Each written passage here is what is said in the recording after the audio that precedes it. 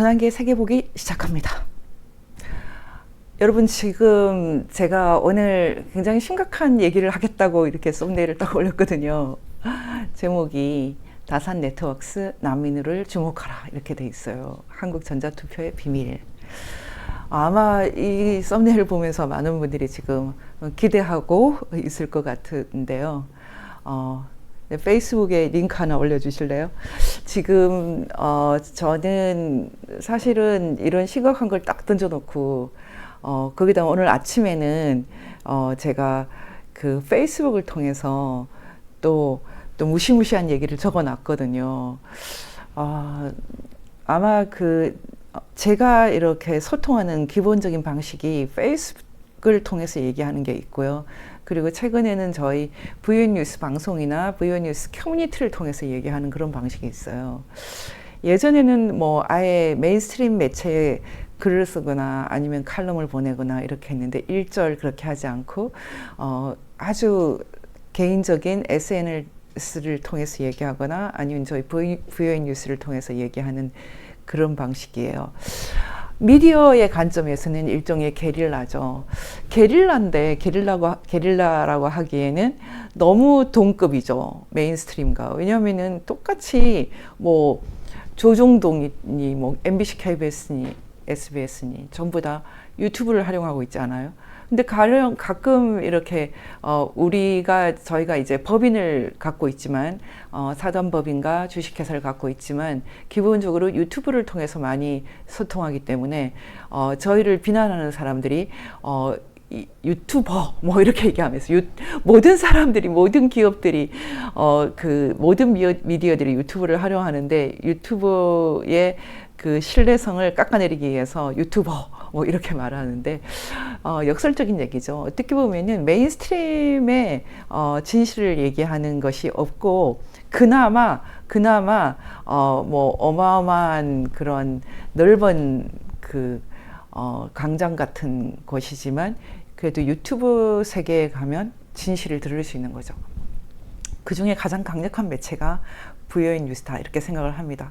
제가 언젠가 앞으로 한국에는 VON 뉴스를 아는 사람과 모르는 사람으로 나뉠 거다 이렇게 호기 좋게 얘기했는데요. 지금도 그렇게 생각하고 있습니다.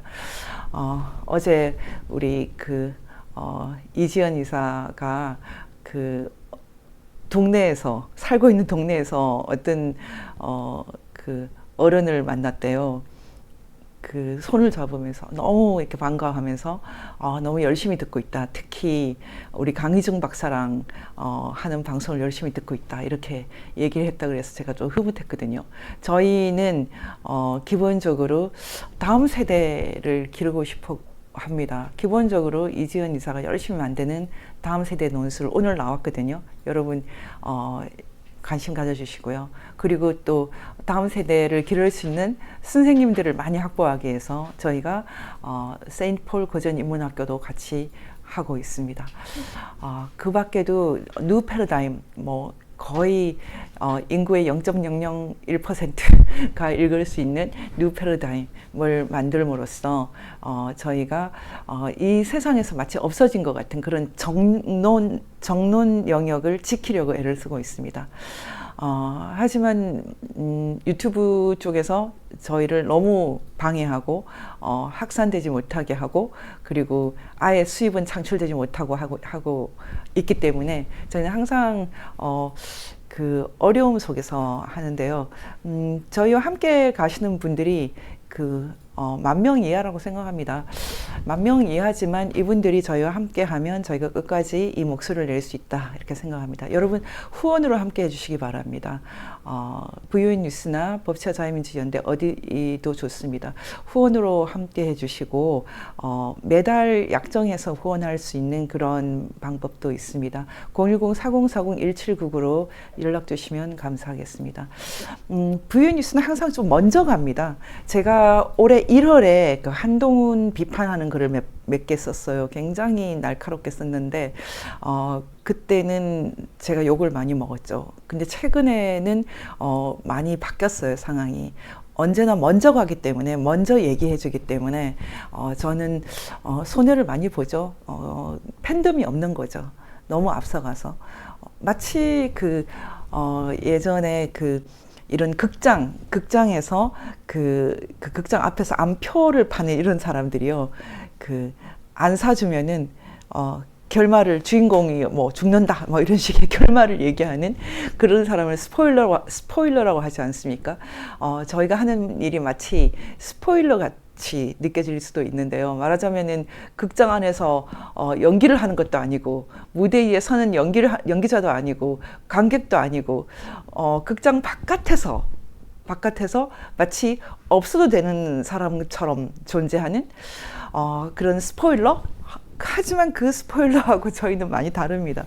저희가 없으면 안 된다. 이 시대에 전 세계적인 현상이지만 메인스트림 언론이 어떤 종류의 권력과 돈의 영향 속에서 현저히 그 역할이 줄어들고 있는 이 시대에 저희라도 이 목소리를 내지 않으면 안 된다 이렇게 생각합니다. 여러분들도 사명감을 갖고 저희와 함께 해주시고 여러 가지 방식으로 도와주시기를 간절히 바랍니다.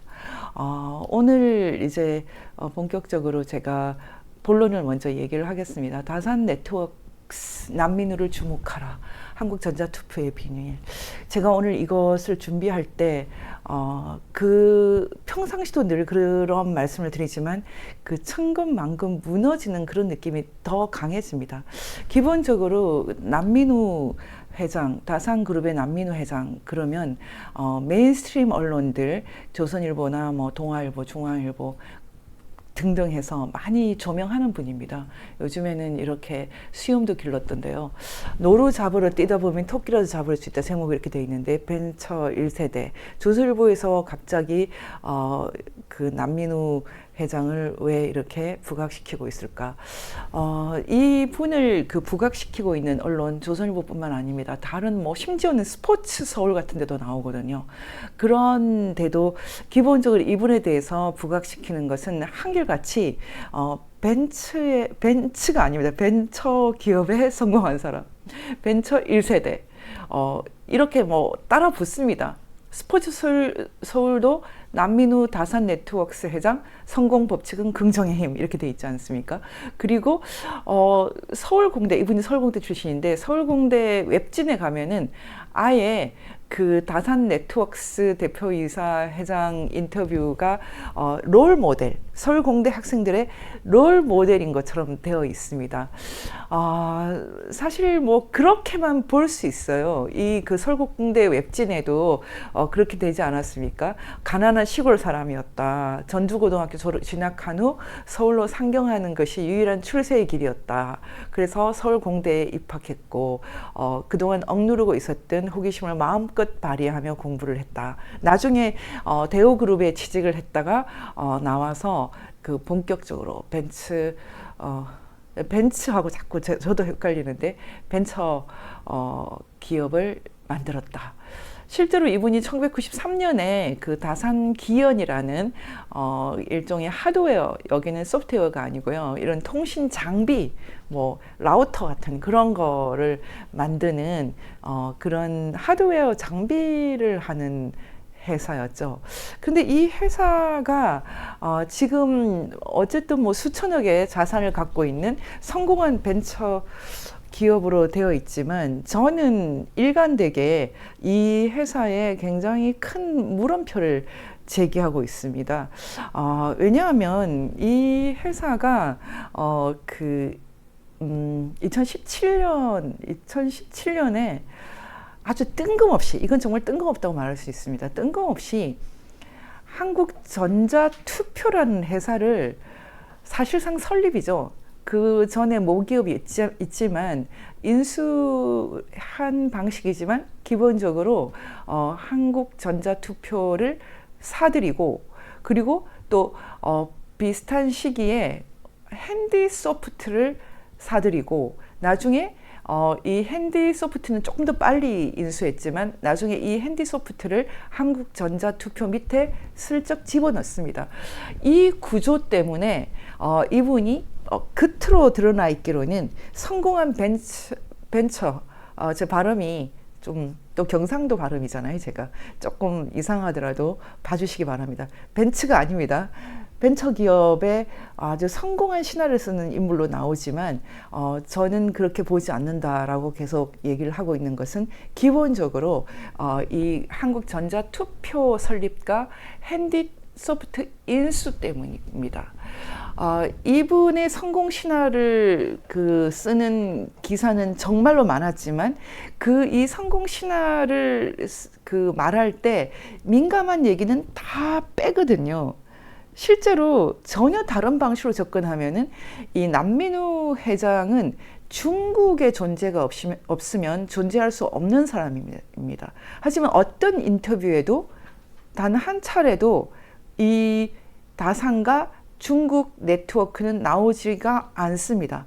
그러면 제가 간단하게 한국전자투표는 좀 차치하고라도 중국 커넥션 몇 가지를 얘기를 하고 지나가겠습니다. 일단 남민우 회장이 자신이 호기 좋게 벤처기업을 시작을 했지만 거의 망할 뻔했다 이렇게 얘기를 했거든요. 이 대표 이력을 잘 보시면 일단은 다산기원을 만들어서 그리고 다산 네트워크스를 만들어서 2000년에는 코스닥 등록을 할 정도로 장사를 잘 했다. 그리고 2001년에는 남북 IT 협력 사업을 개시했다. 네, 이때부터가 굉장히 중요합니다. 이 남북 IT 협력 사업을 하는 곳이 바로 중국인 거죠. 중국 단독인 거죠. 그리고 이 2001년 7월부터 이 사람에 있어서 중국을 빼고는 아무것도 설명할 수 없습니다. 일단 이 표에서 중국과 관련되어 있는 것을 제가 찍어서 몇 가지 얘기를 하겠습니다. 일단 2004년 한민족 글로벌 벤처 네트워크 의장이 되었다고 하는 이 무렵에 정작 자신의 회사는 경영권을 넘깁니다. 다산 네트워크스 경영권을 지멘스에 넘깁니다. 지멘스라는 독일 기업에 넘기는 것처럼 늘 얘기하지만 사실은 넘기는 돈 거의 1000억에 해당하는 돈을 받고 경영권을 넘기는데 그 돈은 하웨이가 지멘스에 투자하는 돈입니다. 그 얘기를 꺼내지 않아요. 사실은 지멘스는 중간에서 심부름을 하는 것이지 하웨이 돈입니다. 하웨이가 지멘스와 노키아 손을 잡고 본격적으로 휴대폰 사업에 뛰어들 때 다산을 끌어들이는 거죠. 이때부터 저희는 다산그룹은 사실은 벤처라기보다는 일종의 중국의 아웃포스트, 일종의 전초기지와 같은 회사다 이렇게 보는 것입니다. 그러면 놀라운 얘기는 이렇게 경영권을 지멘스에 넘기는 것에서 끝나지 않는다는 것입니다. 2004년에 이렇게 넘겼는데 넘기고 나서 불과 4년 있다가 또 지멘스가 노키아와 손을 잡으면서 이것도 전부 뒤에 하웨이가 있는 거죠. 중국 통신기업. 그때 다시 경영권을 넘겨줍니다. 얼마에 넘겨줍니까? 반값에. 다시 말하면 가만히 앉아서 몇 년 만에 그냥 500억을 버는 거죠. 이런 일이 한 개인의 인생에서 쉽게 일어날 수 있을까요? 일종의 로또를 만든 겁니다. 로또. 다산 네트워크스가 원래 지멘스에 팔렸는데 다산 네트워크스가 불과 4년 후에 2008년 무렵에 다시 경영권을 회수합니다. 반값에. 한 개인에게 있어서 이런 로또가 쉽게 일어날 수 있을까요? 그런데 유독 다산 네트워크스에만 정기적으로 계속적으로 이런 로또가 떨어집니다.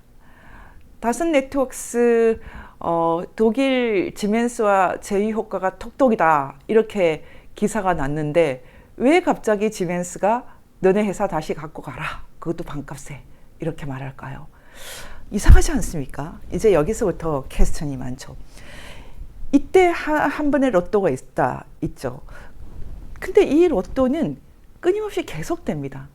비교적 최근에 있었던 큰 로또 하나는 가만히 앉아서 1000억 이상을 벌게 된 로또는 다산 네트워크스, 다산그룹, 네, 여러 차례 제가 말씀드렸지만 사옥을 파는 거죠. 그 사옥은 그냥 일반 사옥이 아닙니다. 그것은 그 시도 지방자치대에서 지방자치체에서 많이 도와줘서 그 일종의 코리아 벤처 타운의 하나로 만들어진 그 판교에 만들어진 어떻게 보면 굉장히 특혜를 입은 그런 사옥이에요. 근데 갑자기 한국토지신탁이 다산 네트워크스 사옥을 매입을 해줍니다. 이 매입하는 방식은 리츠라고 해서 일종의 그 뭐 투자자를 이렇게 모으는 방식으로 해서 부동산 투자자를 모으는 방식으로 해서 파는 것인데요. 여기에 관여하는 그 기업이 위메이드입니다. 위메이드가 가장 큰 지분으로 이 매입에 개입하게 됩니다. 이때 함께 이 위메이드가 다산그룹 사옥을 사들일 때 함께 그 이슈가 되었던 것이 바로 그 김남국의 그 위믹스 코인 수수 사건입니다. 놀랍지 않습니까? 이렇게 뭐 300억 정도로 알려져 있는 매입할 때 그 정도 가치가 있었던 건물이 1,500 이상, 그리고 뭐 세금까지 하면 거의 1,800 정도가 들어가는 이런 비용으로 한국 토지 신탁이 사준다? 그것도 문재인 정권 끝나기 직전에. 이것도 엄청난 로또죠. 그리고 최근에 있었던 또 한 번의 로또는 네, 캡스톤 파트너스라는 회사입니다. 캡스톤 파트너스라는 캡스톤 파트너스 회사는 기본적으로 한국 기업인이 만든 걸로 되어 있지만 이 기업은 사실은 중국 텐센트가 준 돈으로 일궈진 창투사입니다. 그래서 실제로는 텐센트의 기업이라고 할 수 있는데요. 이 캡스톤 파트너스 거의 800억 정도를 투자한 이 회사 덕분에 우리가 아는 당근, 뭐 직방, 뭐 기타 등등 10개 이상 상당히 이름이 있는 그런 회사들, 뭐 마켓컬리도 있나요? 이제 유니콘 기업이 됐다고 하는 이런 회사들이 등장을 해서 거의 뭐 조 단위의 그 가치를 창출했다라고 하죠. 근데 이 텐센트가 투자를 할 때 누구를 통해서 투자를 하냐면 바로 다산입니다. 그래서 실제로 이 캡스톤 파트너스의 초창기부터 다산그룹 남민우 회장이 거의 20% 정도의 네, 거의 뭐 엄청난 그 의결권을 발휘할 수 있는 그런 주주가 되는 거죠. 그래서 텐센트 에이전트가 아닌가라고 우리가 의심할 수밖에 없지 않습니까? 실제로 최근에 왜 이렇게 많은 주식을 갖고 있느냐, 보고서를 내라 했을 때 다산그룹에서 보고서를 냈거든요. 그 보고서를 낼 때 그냥 단순 투자다 이렇게 얘기를 했어요. 그리고 지분율을 줄여서 거의 이제는 10% 정도까지 줄였다고 합니다. 어디에서도 남민우 회장이 텐센트가 투자한 캡스톤 파트너스에 다산이 어떻게 관여하고 있는지 말한 적이 없거든요.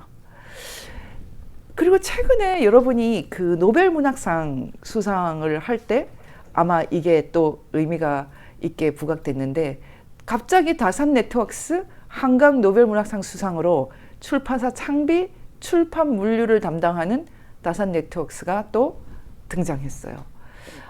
아무리 벤처 기업이라고 하지만 기본적으로 통신 장비를 이렇게 그 만들었던 하드웨어 회사에서 갑자기 서적 물류, 너무 뜬금없다고 생각되지 않습니까? 그런데 알고 보면 별로 뜬금없지가 않습니다.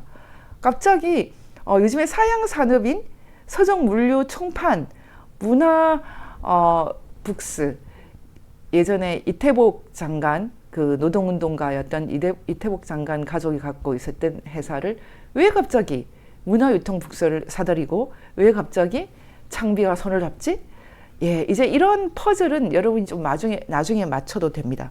근데 더 놀라운 것은 최근에 독특한 회사 하나를 또 인수를 합니다. 지금 이 표에 나와 있는 그 NG 테크놀로지라는 회사죠.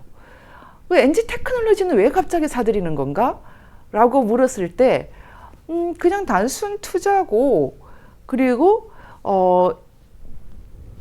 경영권을 좀 안정시키기 위해서 그렇게 했다라고 지금 수백억을 투자하면서 사실상 경영권을 다산이 갖고 왔는데요. 이 그 NG 테크놀로지 박용선 그 사장도 사실은 코스닥에 상장을 하고, 그리고 기본적으로는 성공한 벤처 기업이었죠.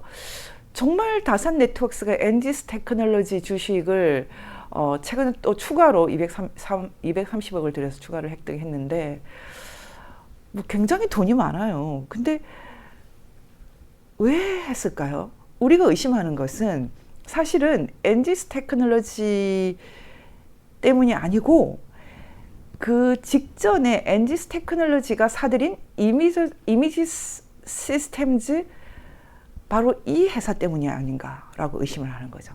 이미지 시스템즈는 기본적으로 우리가 사용하는 이 휴대폰과도 굉장히 관계가 깊습니다. 근데 기본적으로는 반도체 회사입니다. 반도체.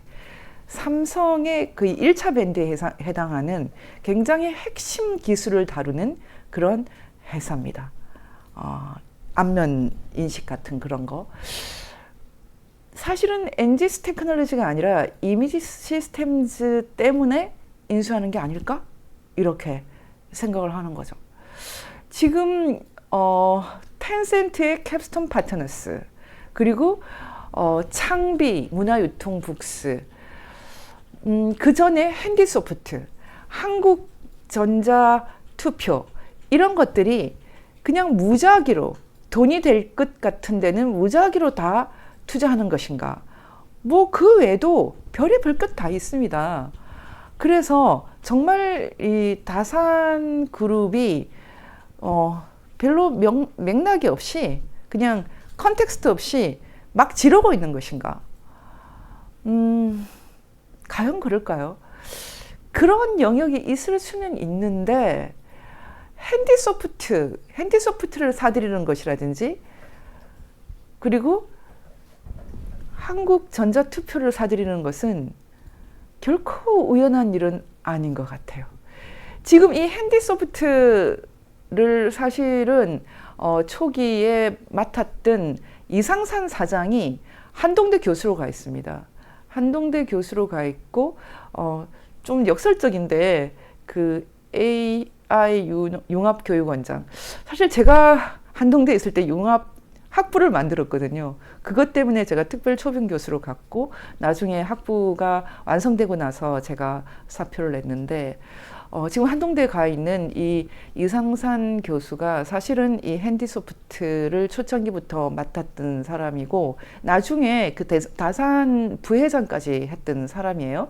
근데 이분이 이분은 아마 모든 걸 다 알고 그렇게 하지는 않았을 텐데, 이분이 북한 사람들이 얼마나 뛰어난가, 단동에서 이 그 북한 소프트웨어 개발자들을 교육시켰을 때 많은 감동을 받았다, 이런 글을 냈어요.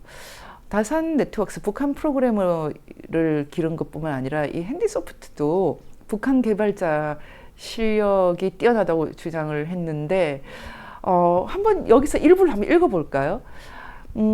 이 기사는 2011년에 나왔습니다. 2011년에 나왔는데, 이상산 다산 네트워크스 부사장은 남북 IT 협력 사업 현황을 주제로 한 발표에서 다산 네트워크스는 전 세계 10여 개국 국가의 업무 아웃소싱을 추진한 경험을 갖고 있다. 인도 고급 개발자는 월 $5,000, 중국 개발자는 월 $2,000에서 $3,000인데 반해 중국에서 근무하는 북한 개발자는 월 $1,500 수준이라고 말했다.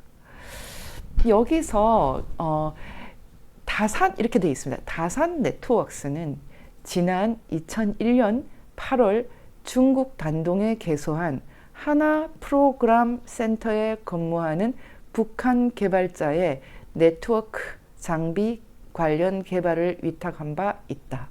국내 기업인 하나비즈닷컴의 자회사인 하나 프로그램 센터는 북한에서 중국으로 파견한 인력을 활용 전문적인 소프트웨어 개발 용역 업무를 수행해왔다.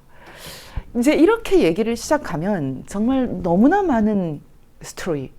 요즘에 서사라는 단어를 참 좋아하던데요. 정말 너무나 많은 서사가 있기 때문에 제가 이 자리에서 다 풀어낼 수가 없을 정도예요. 근데 문제는 지금 벤처 성공 신화를 어디에서든 자랑하면서 이런 얘기를 잘 안 한다는 거죠. 안 한다는 게 굉장히 중요합니다. 실제로 남민우 회장은 박근혜 대통령 재임 시절에 박근혜 정부에서 장관급까지 했습니다. 청년위원회, 그 대통령 직속 청년위원회 위원장을 맡았어요. 장관급입니다. 그래서 그 당시에 청년위원회 위원장이 왜 자꾸 네이버를 옹호하느냐, 뭐 이런 식으로 계속 조선일보에서 비판을 한 적도 있고 그런데요. 지금도 남민우의 그 다산이 우크라이나 재건 사업에 발을 담그고 있다고 하거든요. 삼부토건도 그렇고 다산도 그렇고 지금 윤석열 정부의 또 한 발이 깊이 담겨 있다. 뭐 그런 얘기가 있습니다. 지금 어쨌든 다산 네트워크스 남민우 회장은 이 기업가 정신이라는 키워드를 가지고 중국, 북한, 그리고 한국 내의 보수 정권, 그리고 아주 한국 내의 좌파들의 거의 뭐 소굴이라고 할 수 있는 중앙선관위, 특혜는 모두 다 받고 있는 그런 기업이에요. 지금 한국 그 벤처 기업 역사에서 이런 일이 있을까요? 근데 여기서 우리가 이제 한번 다시 그 지적을 해야 되는 것은 바로 2004년 지멘스에 갑자기 경영권을 넘기면서 엄청난 돈을 벌어오는 그 시기입니다. 여러분 이걸 어떻게 보십니까? 그때 1,000억 정도의 돈을 지멘스에게 받아온 사건이 갑자기 하늘에서 로또가 떨어지는 걸까요? 여기에 얽혀있는 비밀을 제가 다 말을 해야 될까? 할 수 있을까? 죄송합니다. 제가 시원하게 다 말을 안 해서 항상 이걸 고민하거든요. 사람들이 왜 제가 집회에도 안 나오고 그리고 강연을 초청하면 가지도 않고 심지어 방송에서 얘기할 때도 항상 뜸을 들이거나 많이 가리느냐. 다 때가 있는 거죠. 제가 그 올해 1월에 한동훈 재앙이라는 글을 썼을 때요. 거의 20년 가까이 제 강의를 듣거나 제 글을 읽어오신 분이 전혀 이해를 못하고 어떻게 말을 해도 한동훈 내 사랑이더라고요. 그리고 오늘도 제가 다시 재업을 했을 때 어떤 분이 한동훈이 그렇게 뭐 윤석열처럼 막힌 사람이 아니다. 기회를 달라. 그렇게 썼더라고요. 그래서 제가 가서 5.18 촛불 탄핵 부정선거 3가지에 대해서 물어오세요. 제가 이렇게 아주 싸늘하게 대답을 했거든요. 10월 27일은 저도 나가봐야 될 텐데, 뭐, 일설에 따르면 10월 27일 그 차별금지법 반대라는 것으로 한국교회가 또 한 번 그 연합되고 뭉쳐보자라는 얘기를 할 때, 그래도 부정선거 얘기는 하지 말자. 그리고 북한 문제는 얘기하지 말자. 뭐 이런 식의 그 약속이 있다고 하더라고요. 그래도 한국교회가 제일 많이 모이는 그런 테이블이 있다는 것은 좋긴 좋죠. 그래도 한국 교회가 전 세계 교회에서 유일하게 동성애 반대는 뭐 힘을 합해서 하더라고요. 이 와중에 동성애 반대조차도 이건 나는 아니야 라고 하는 기윤실 뭐 아니면은 한빛누리재단 이런 데는 뭐 끝에 가보면 친북 종북 세력이 연결돼 있으니까 이제 다 들키는 거죠. 이런 또 뭐 평화누리 이런데 이제는 이제 그 돌아올 길이 없는 그런 뭐 소위 기독교 기독교가 아니죠. 이런 이제 지금 커밍아웃을 다 한 이런 곳 말고는 평상시에 뭐 민주당을 지지하는 이런 목사님도 그래도 차별금지법에 대해서는 한 목소리를 내겠다라고 해서 많이들 나오시겠다고 하는데요. 저는 이제 이런 장면을 보면서 생각을 하죠. 참 늦게 간다. 참 늦게 간다. 이렇게 늦게 가는데 나는 너무 앞에 가고 있으니 이것을 어떻게 하지? 그렇게 생각을 하고 있어요. 그래서 잠깐 제가 생각했거든요. 지금 모든 해법이 부정선거인데 어떻게 그것을 말하지 않고 푼다는 거지? 그래서 저는 이렇게 생각합니다. 그렇게 생각하는 사람 지금 한국에 지금 몇 명 있는지 잘 모르겠어요. VON 뉴스를 보시는 분은 알죠. 지금 제가 남민우 회장에 대해서 얘기를 꺼내는 것도 바로 이 부정선거 때문이죠. 부정선거. 남민우 회장은 나는 공자보다는 장자를 좋아한다. 뭐 노자를 좋아한다. 그런 말을 하더라고요. 이분은 이미 뭐 한 마리 나비가 되어서 이 지상의 삶에서 떠다니는지 모르겠지만 지금 남민우 사장이 누구의 손을 잡고 지금 이 언덕을 넘어가는지 모르겠습니다. 예전에 박지원 씨가 언덕을 넘어가려면 악마하고도 손을 잡겠다. 예. 그런 고민들이 있죠. 여러분들 제가 지금 몇 가지만 말씀드렸거든요. 남민우 회장이 바깥에선 얘기하지 않는 것. 2001년에 본격적으로 중국, 북한과 손을 잡고 북한 프로그램을 길렀다. 그들이 지금은 아주 날쌘돌이가 되어서 뭐 해킹을 해서 북한에 돈을 벌어주고 있나요? 네, 그 얘기 잘 안 합니다. 그리고 2004년에 지멘스 하웨이죠, 정확하게 말하면 하웨이로부터 엄청난 돈을 받아서 다시 회사를 살려냈다. 이때 중요한 것은 이때 단지 하웨이가 다산을 자신들의 한국 진출의 전초기지 아웃포스트로 삼기 위해서 돈을 준 것이 아니라 그때 그 2003년 그 노무현 대통령이 2003년에 이제 본격적으로 정권을 가졌나요? 그 전해에 2002년에 사상 처음으로 전자투표를 하지 않습니까? 근데 그 전자투표를 할 때 몇 개 기업이 연루가 됩니다. 여러분 모두 아는 간호정밀이라든지 뭐 SKCNC라든지 한틀도 그 당시에 연루가 되었죠. 뇌물 사건, 선관위 뇌물 사건으로 이렇게 각색이 되어서 감옥에 가는 사건인데 사실 그 중에 이 다산도 함께 한 회사인데 다산은 전혀 문제가 되지 않았다는 거죠. 재빨리 그래서 기업을 일단 독일 기업에 넘겨버린 게 아닌가 이런 의견을 주는 분이 있어요. 중요한 것은 다산은 그때부터 지금까지 단 한 차례도 사법 리스크를 지지 않았다는 거죠.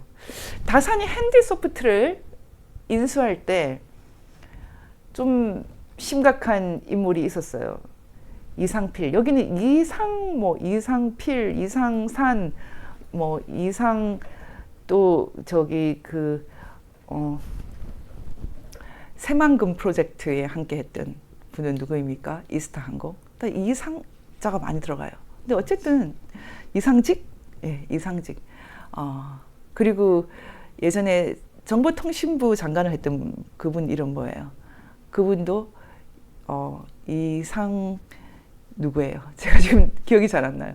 근데 어쨌든 네 사람의 이상 누가 나오는데 이 이상철 장관, 예, 이 LG U+ 와 하웨이를 연결시킨 인물, 정보통신부 장관까지 했던 분이 그런 짓을 하는 것도 참 희한한 나라인데 지금 한국이 정상은 아니지 않습니까? 어쨌든 지금 이 네트워크를 보시면 여러분이 아시겠지만 이 핸디소프트를 인수를 할 때 그 이상필이라는 그 감옥에 갔는데 지금 나왔는지 모르겠습니다. 인물이 간여가 됩니다. 핸디소프트를 갑자기 이렇게 쉽게 사들인 게 아니고 그때 브로커 역할을 했던 사람이 이상필이에요.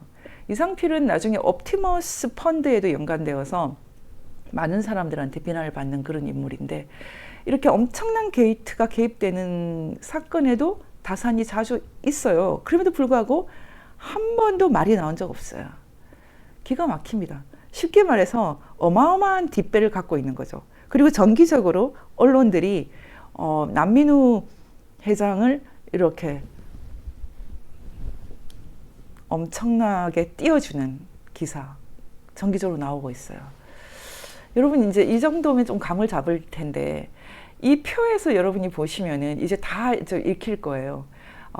헤드 파워를 그 사들여서 이건 조선소 그 배 만드는 그 장비 관련된 회사인데 이것을 사들이고 또 옵티머스 펀드를 통해서 많은 사람들에게 손을 끼쳤던 이 이상필이라는 인물이 중간에 다리를 놓아서 핸디소프트를 인수하는 걸로 되어 있습니다. 근데 실제로 이 핸디소프트와 한국전자투표는 이 다산그룹을 하드웨어 회사에서 소프트웨어 회사로 본격적으로 바꿔준 역할을 합니다. 전혀 소프트웨어하고 관련이 없는 이 다산그룹이 갑자기 전자투표 소프트웨어를 관리한다? 신기하지 않습니까? 그 전 단계로 바로 핸디소프트를 인수하게 되거든요. 그런데 더 중요한 것은 지금도 한국전자투표가 전 세계적으로 글로벌리 이렇게 그 선거 관련된 소프트웨어를 관리하는 회사가 되어 있지만 똑같은 이 다산그룹 건물에 지금도 그 다산타워에 뭐 매각을 해도 여전히 그 다산그룹이 많이 쓰고 있는 것 같은데요. 지금 여기에 그 예전에 한국 MDS인가요? 한컴 MDS인가요? 한컴 MDS가 사실은 선관위 하드웨어 장비를 관리하고 있습니다. 네. 놀라운 얘기 아닙니까? 다시 말하면 지금 중앙선관위와 지금 다산그룹은 뗄래야 뗄 수가 없는 그런 관계라는 거죠. 또 놀라운 것은 항상 이 길목길목에서 변론을 해주는 회사는 로펌은 대륙아주라는 거죠. 이 대륙아주도 그렇고 다산그룹도 그렇고 특징이 있습니다. 좌우가 없다는 거죠. 사실 중국이 로비를 할 때 좌우가 없거든요. 국민의힘이 없고 뭐 국민의힘은 안 주고 뭐 민주당은 주고 그런 게 없어요. 기가 막히죠? 네.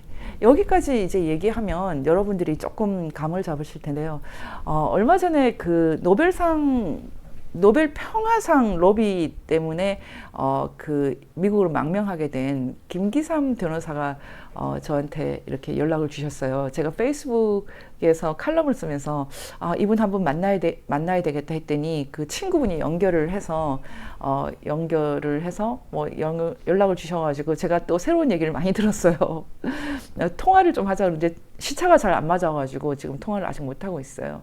인터뷰는 지금 고사하셨어요.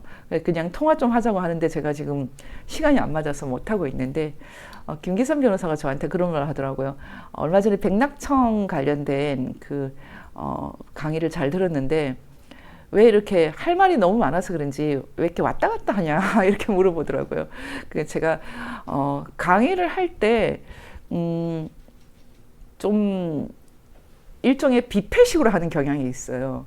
왜냐하면 제가 강의할 때 만약에 대학교 1학년 뭐 학생이면 딱 거기서 맞춰서 그것에 맞춰서 하거나 아니면 교회에서 부르면 딱 교회 신도 이렇게 맞춰서 하는데 저는 지금 제 얘기를 누가 듣는지 정확하게 모르겠습니다. 사실 그래서 가끔씩은 제가 이거는 그냥 좌익들이 듣는다. 한국 좌익이 듣고 중국 공산당이 듣고 북한 김정은 그 정권의 에이전트가 듣는다. 이렇게 생각하고 강의를 하거든요. 기본적으로.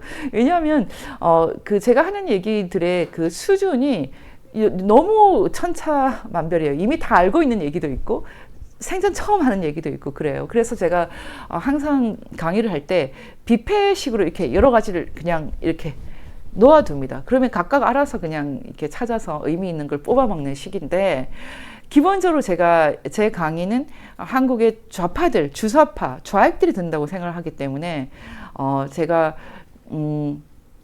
바로 이렇게 고소당할 수 있는 것, 이런 걸 좀 피합니다.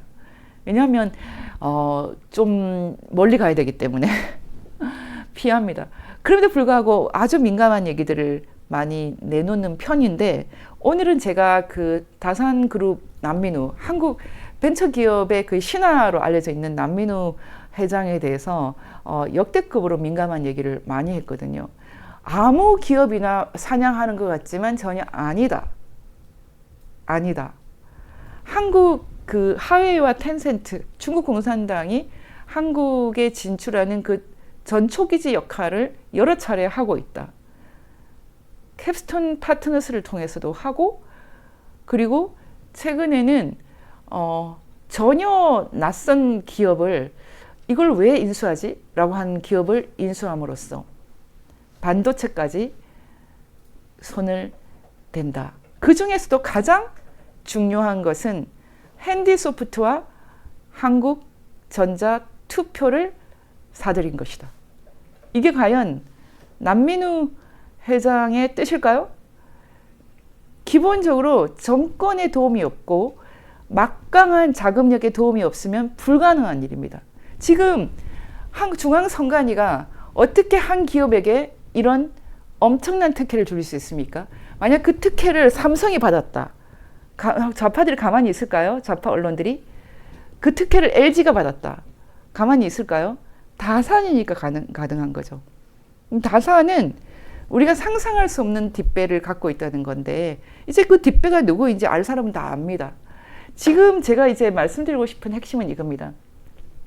한국 좌익이라고 말할 필요도 없습니다. 왜냐하면 국민의힘도 똑같기 때문에 지금 한국의 메인스트림 언론, 그리고 많은 기업들, 그리고 연구소들, 기타 등등 정당들, 보이지 않게 중국 영향권에 많이 들어가 있죠. 이제 여러분 다 아실 겁니다. 중국 입장에서 그래서 어쩔 건데? 이거에 가깝습니다.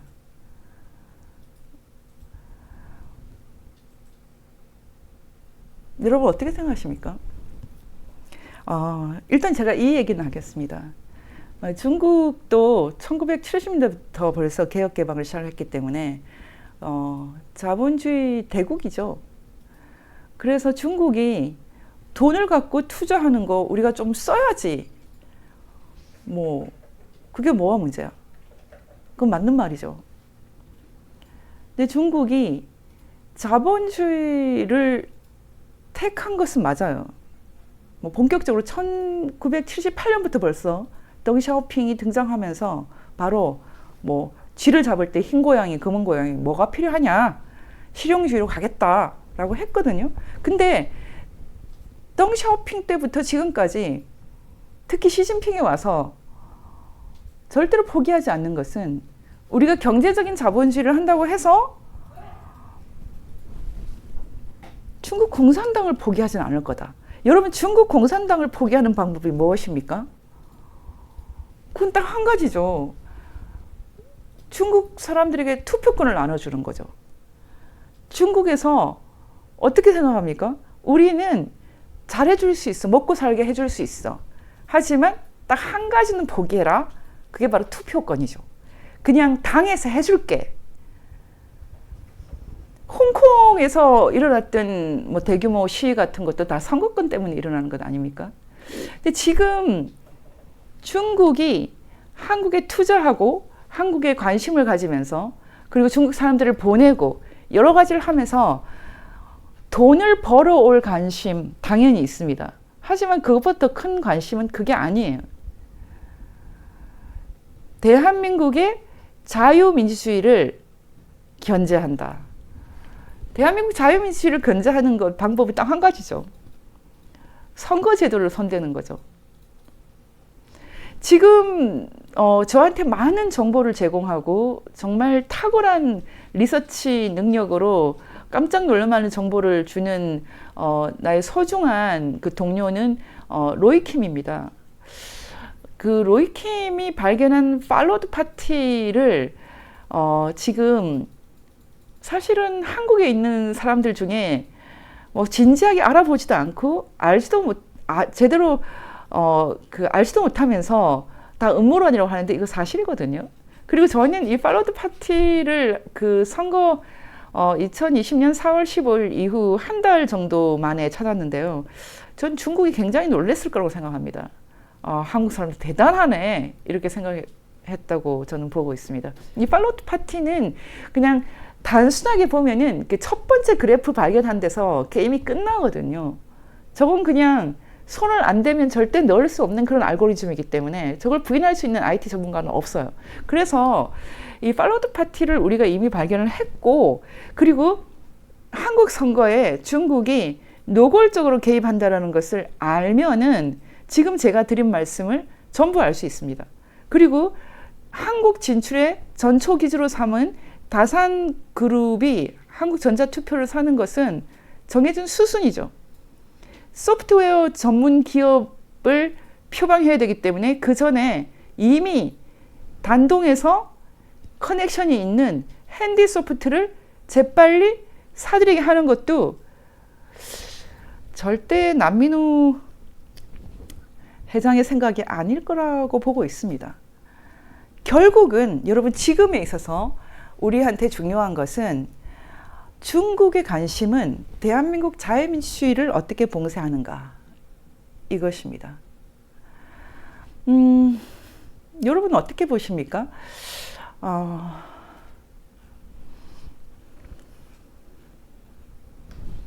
선거제도, 선거권을 가지고 세계를 보는 연습을 좀 해야 됩니다. 저희가 선거권을 가지고 지금 많은 지금 한국의 젊은이들이 뭐 부정선거 좀 하면 안 돼?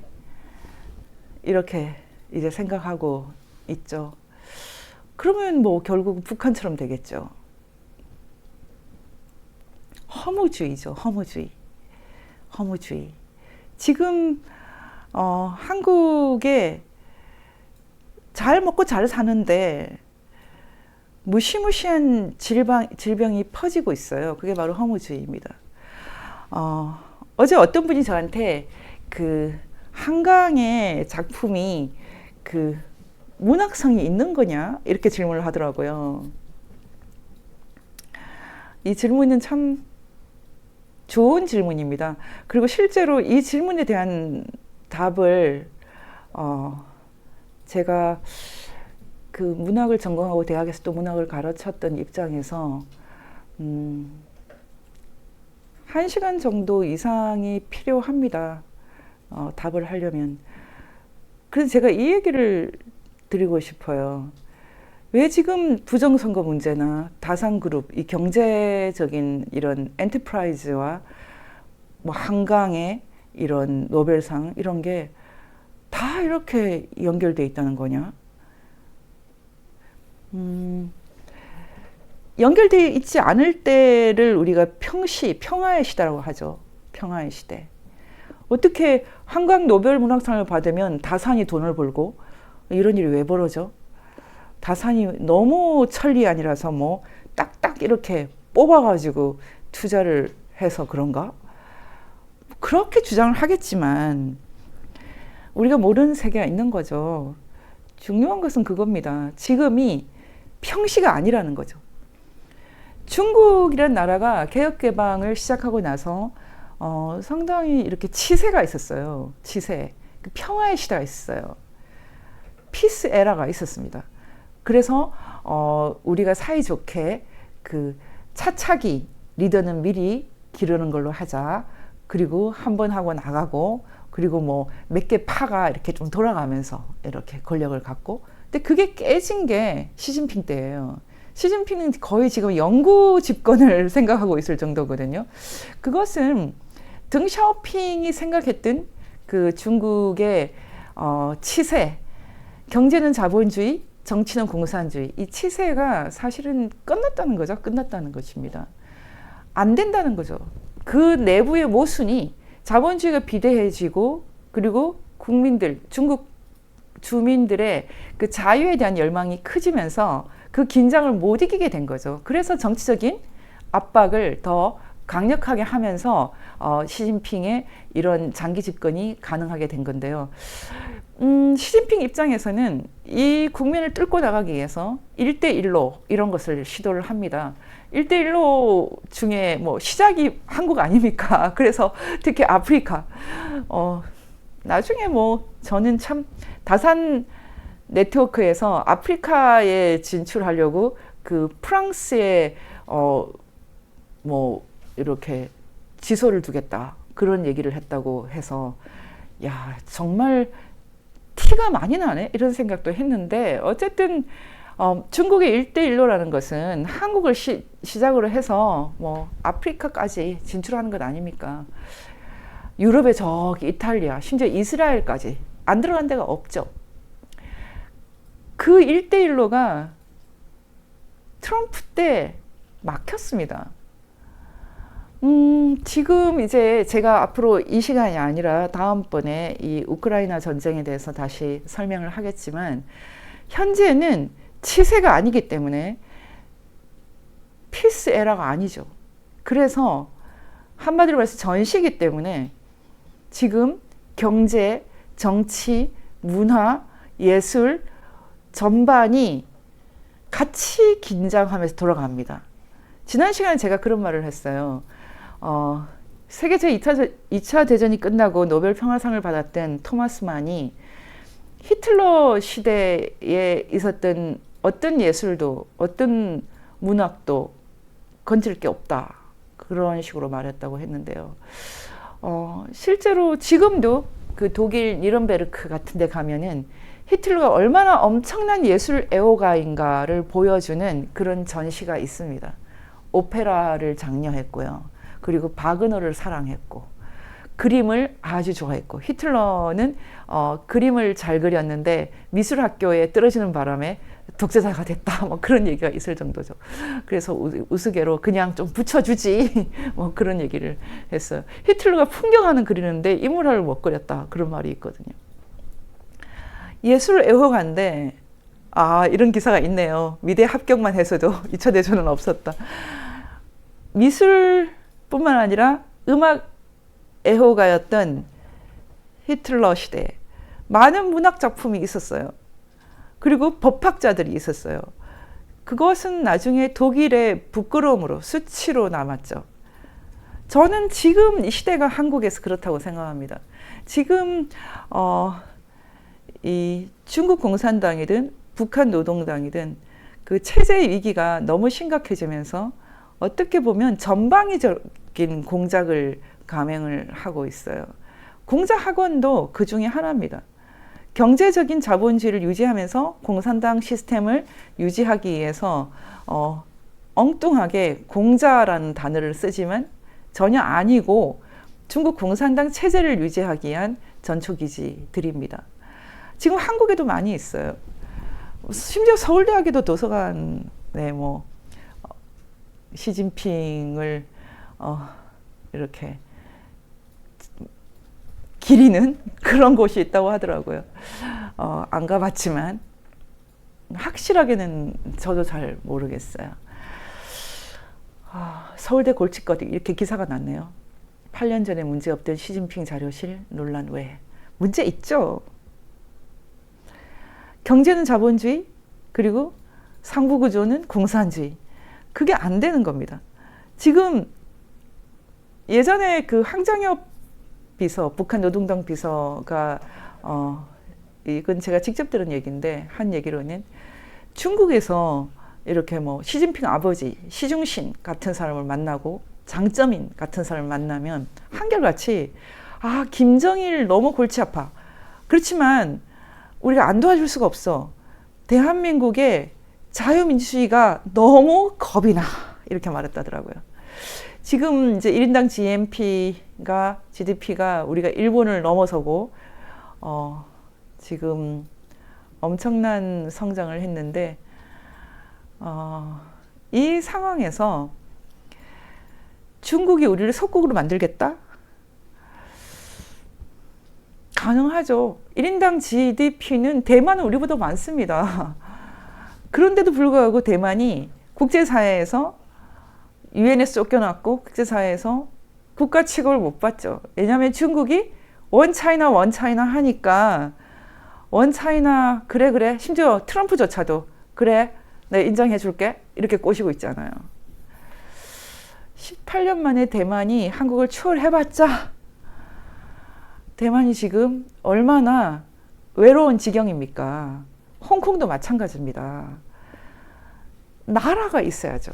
나라. 제가 지지난 시간에 이스라엘 사람들이 홀로코스트를 겪고 입을 다물었다. 나라를 만든다는 것에 합의했다. 그렇게 얘기를 했죠.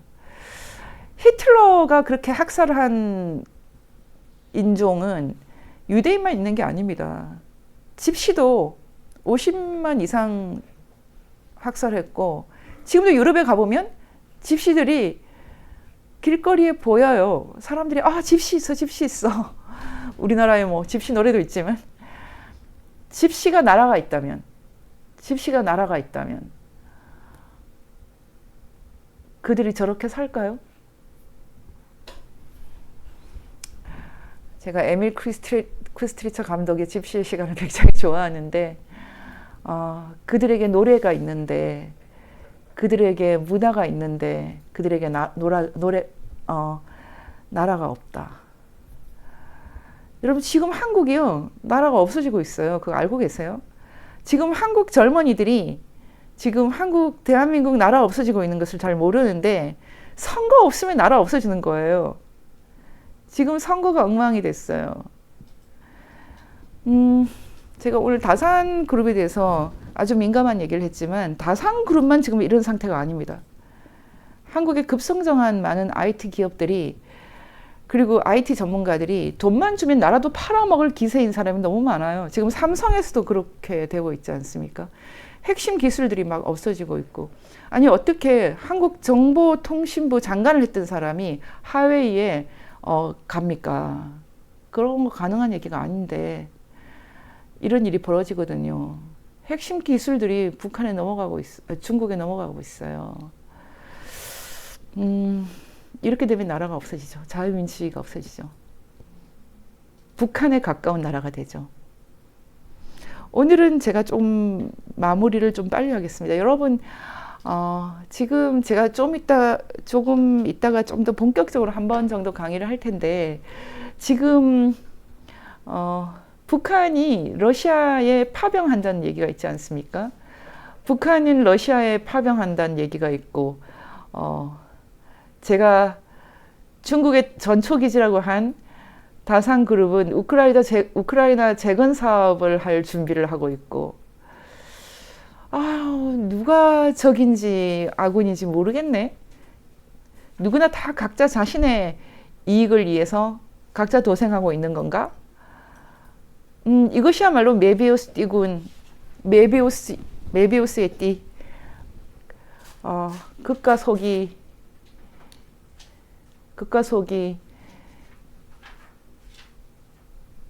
늘 바뀌죠. 메비우스 띠는. 난장이가 쏘아 올린 공, 난소공에 메비우스 띠라는 장이 나옵니다. 처음에 생각을 많이 했어요. 근데 이 메비우스 띠라는 것이 사실은 일종의 허무주의거든요. 겉도 없고 속도 없다. 적도 없고 아군도 없다. 내 편도 없고 남 편도 없다. 이게 허무주의인데 이렇게 마무리하고 싶습니다. 한강 소설이 가치가 있는가? 이 시대가 마치 전시와 같아서 정치가 문학이고 문학이 정치인 정말 얄궂은 시대가 돼서 한강 작품이 문학성이 있다 없다 말하는 것조차도 무의미한 시대가 됐다는 거죠. 전쟁 때도 위대한 문학은 있었습니다. 한때 사르트르가 빵처럼 팔렸다 그런 말이 있거든요. 일본이 패전 이후에 그런 일을 겪었죠. 실존 문학이 빵처럼 팔렸다. 기본적으로 노벨상은 노벨 문학상은 문학성으로 평가되는 건 아닙니다. 같은 시대를 살아가는 사람들의 정신에 주는 영향력과 함께 움직이는 거죠. 그런 면에서 이 시대는 온 세상이 어떤 종류의 전쟁에 들어가 있기 때문에 지금 문학성이 있나 없나를 평가하는 것 자체가 좀 무의미합니다. 어떻게 한강 같은 그런 마치 자기 세계에 빠진 것 같은 그런 문학을 하는 사람이 6.25 전쟁에 대해서 말하고 5.18에 대해서 말하고 베트남 전쟁에 대해서 말하고 4.3에 대해서 말합니까? 다 위장하고 있는 거죠. 뭐 벤처 신화를 쓴 것처럼 기업가 정신에 아주 최고봉인 것처럼 하는 사람이 어떻게 하웨이 텐센트 없으면 기업을 운영을 못 하나요? 이런 게 전부 다 아이러니죠. 제가 문학을 그만둘 때 많은 에피소드가 있는데 일단 문학 교수가 되기가 싫었어요, 저는. 그때 저희 교수님이 그런 말씀을 하시더라고요. 1990년대에 이미 그 포스트 모더니즘이 전 세계, 특히 서구 세계, 일본, 한국까지 강타를 했는데 포스트 모더니즘의 끝에는 죽음이 있다. 끝까지 가봤더니 죽음이 있더라. 이게 포스트 모더니즘이라고 설명을 하시더라고요. 보드리아르, 료따르 이런 사람들을 예를 들면서 뭐 그 사람들만 그런 게 아니죠. 포스트 모더니즘의 대가, 특히 구조주의 4인방이라고 하는 그 중에서도 왕초, 미셸 푸코, 에이즈로 죽었죠. 그리고 프랑스 구조주의 막시스트, 알티세르, 와이프도 죽이고 자기도 죽어버리고. 그 영향권에 있다고 생각합니다. 한강 소설도. 한강이 벌써 20대에 절망을 찬양하는 그런 소설을 썼어요. 절망과 감기 속에서 미적인 걸 추구했죠. 문학이 참 독특한 예술 분야입니다.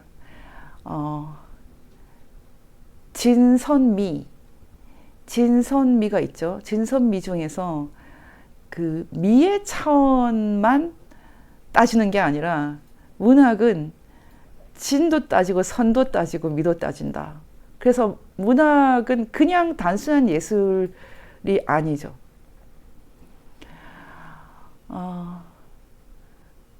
문학에서 특히 무엇이 옳은가, 무엇이 착한가, 무엇이 선한가, 진선 이런 거 안 따지고 미의 차원만 보겠다라고 하는 그런 문학이 있어요. 실제로 뭐 데카단 같은 것도 있고 다다이즘도 있고, 사실 일본 소설은 이게 굉장히 강합니다. 제가 이제 쓴 논문에서 굉장히 중요한 파트가 일본 사소설인데, 일본 사소설의 사는 나란 뜻입니다. 나 소설. 일본에서 나는, 이게 사는 이렇게 하거든요. 와타시가 한자로 사예요. 사소설은 나 소설인데, 한국 작가들이 1990년대부터 일본 사소설 영향을 너무 많이 받았고, 사실은 한강도 그 중에 하나라고 봐야 됩니다. 문체로 봤을 때는. 그 일본 사소설은 너무나 깊이가 오래됐습니다. 역사가 길고 그 얘기는 또 굉장히 길기 때문에 줄이는데 정리하면 이것입니다. 한국도 1990년대 이후에 문학이 진선미중의 미의 차원을 끝까지 가본다, 밀고 간다. 그리고 내면성을 강조하는 일본 사소설처럼 그런 내면의 문학을 많이 추구했고, 사실 그 계보의 한강이 있는데 최근에 한강의 작품들은 너무 정치적으로 많이 흘러가서 이게 다 무슨 일인가 합니다. 그렇게 하지 않았으면 노벨상도 받지 못했겠죠? 요컨대 그냥 마음 편하게 지금은 전쟁하는 시대라고 생각을 하면 좋을 것 같습니다. 우리가 사람들이 가끔 그런 말을 하거든요. 예전에 부모님이 있었고 가난하고 단칸방에 있었고 그때도 행복했어. 그런 비슷한 기억이 저도 굉장히 많거든요. 지금 전 세계 사람들이 뭐 이스라엘이나 이란, 이런 팔레스타인, 우크라이나 이런 것처럼 열전도 있지만 사실은 각자가 많이들 전쟁하고 있습니다. 내면에서도 전쟁을 일으키고 이웃 사람과도 전쟁을 일으키고 집 안에서도 전쟁을 일으키고, 마치 마태복음 24장에서 말하는 것처럼 이 시대에 사랑이 없어서 이렇게 서로가 미워하고 불법이 성합니다. 이 전쟁의 시대에는 무엇이 문학이고 무엇이 철학이고 무엇이 사상이고 무엇이 과학이고 이런 것도 별로 의미가 없어요. 예전에 뭐 선거는 과학이다 라고 주장했던 사람이 사실 부정선거에 깊이 연루되어 있거든요. 그 사람은 또 윤석열 정권에서 일하고 있고 그렇습니다. 양정철은 또 윤석열 정권하고 너무 가깝고 메비우스 띠인가요? 전쟁입니다. 저는 오늘 결론 이렇게 말할 것입니다. 제가 그 문학을 그만둘 때 죽음이 싫어서 그만뒀어요. 생명이 좋아서. 북한에서 너무나 많은 사람이 죽어가고 있을 때 생명 있는 것을 하고 싶었어요.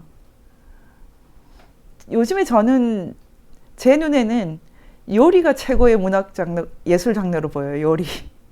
왜냐하면은 사람을 살리니까 요리가 살리는 걸 하고 싶어서 문학을 그만뒀는데 아직도 문학, 사상 이런 것이 사람들을 많이 죽이고 있습니다.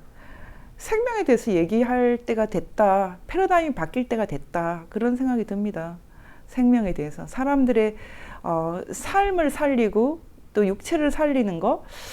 10월 27일에 그 많은 사람들이 함께 모인다는 것은 아마 생명에 대한 관심일 거라고 생각합니다. 이렇게 정치적으로 너무 복잡할 때는 그냥 머리를 깨끗하고 단순하게 하면 됩니다. 죽이는 것은 전부 적이고 살리는 것은 우리 편이야. 이렇게 생각하면 됩니다. 중국 공산당이 뭐 살리는 데 관여하면, 투자를 해줘가지고 사람을 살리고 이런 거 관여하면 뭐 웰컴이죠. 근데 선거권을 없앤다는 것은 우리 각자의 주권을 죽이는 것이고 결국 생명을 죽이는 것이거든요. 이 시대의 전쟁은 본질적으로 생명이냐 죽음이냐 이 전쟁이에요. 이건 굉장히 영적인 코멘트지만 여러분들이 이 말을 알아들었으면 좋겠습니다. 저는 요즘에 기독교 믿어라 이런 말은 잘 안 합니다. 종교가 무엇이든 간에 생명 있는 자리에 섰으면 좋겠습니다. 사람 살리는 것. 사람 살리는 것. 지금 한 사람 한 사람을 살리는 것은 주권을 주고 권리를 주고 인권을 주는 것, 이런 것이죠. 그런 걸 다 제거하려고 하는 것은 우리가 다 뿌리쳐야 됩니다.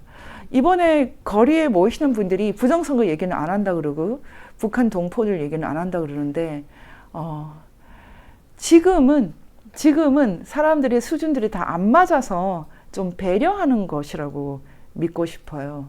하지만 결국은 한국 크리스찬들이 한국을 살리는데 크게 기여할 거라고 생각을 합니다.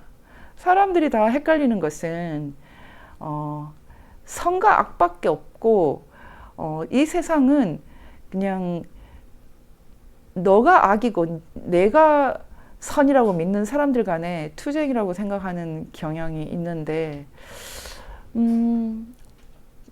알고 보면 악과 악이 싸우고 있는 경우가 제일 많거든요. 히틀러를 망하게 했다고 해서 스탈린이 위대해지는 게 아니죠. 나중에 스탈린이 했던 그 어마어마한 그 악마적인 행동이 다 드러나지 않았습니까? 악과 악이 싸우는 경우가 많습니다. 저희가 악과 악이 싸울 때 정말 선의 자리, 사랑의 자리, 생명의 자리에 설 수 있는 능력이 있을까요? 지금 그 자리를 지키는 전쟁을 우리가 하고 있는 것입니다. 오늘 사실은 제가 다산그룹 얘기를 하면서 좀 더 강하게 얘기하지 않는 것은 우리 모두에게 기회가 좀 있었으면 좋겠어요. 지금 이대로 가면은 소프트웨어와 하드웨어를 완전히 장악하고 있는 중국 공산당이 한국 선거를 계속 조물락거릴 텐데 지금 한국 내에 나쁜 짓 하는 분들이 좀 고백하는 일이 있었으면 좋겠습니다. 저는 그냥 끝까지 뭔가 하고 있을 거예요. 여러분들도 끝까지 뭔가 하고 있었으면 좋겠습니다. 오늘 전환기 세계보기는 여기에서 마칩니다. 고맙습니다.